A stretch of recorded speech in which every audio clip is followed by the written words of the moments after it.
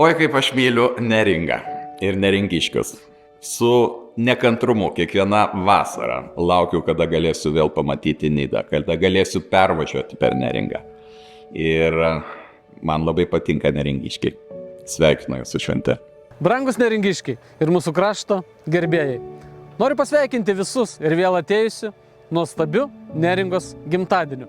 Ką noriu palinkėti Neringos gimtadienio proga mums čia gyvenantiems?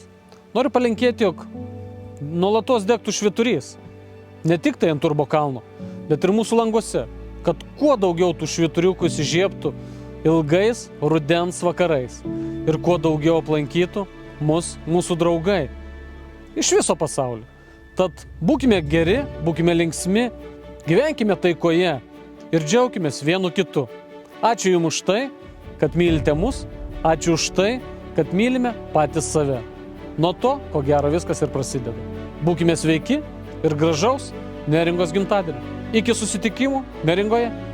Su dideliu malonumu ir džiaugsmu sveikinu šiandieną Neringą, Lietuvos gamtos deimantą gimtadienio proga. Lietuvos žmonės puikiai prisimena ir gėrisi Neringos gamtos grožių, bet apie ją sklinda geras, gražus balsas ir už Lietuvos ribų.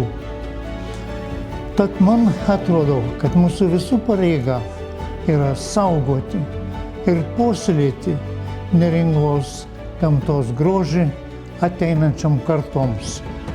Tad linkiu Jums gražios gimtadienio šventės. Mėly Neringos gyventojai, svečiai ir visi, kas branginate šį išskirtinį Lietuvos kampelį. Sveikinu Jūs 587 gimtadienio proga. Kaip niekur kitur, čia gamta ir žmogus neatsiejami vienas nuo kito. Marios, smėlio kopos ne tik suformavo išskirtinį kraštovaizdį ir unikalią architektūrą, bet ir nulėmė labai savitą vietinių charakterį ir gyvenimo būdą. Iki šiol tik Neringoje pamatysime vėjo sukiojamus žirgelius ir vėtrungės. Jie mums primena, kad nuo seno čia gyveno žvejai. Dabar šis unikalus kraštas tapo neatsiejama UNESCO pasaulio paveldo sąrašo dalimi. Tai didžiulė garbė, bet kartu ir atsakomybė.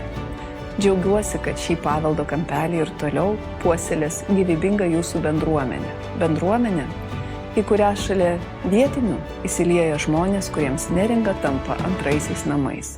Nuoširdžiai linkiu Jums drauge saugoti ir puoselėti šį unikalų Lietuvos kraštą.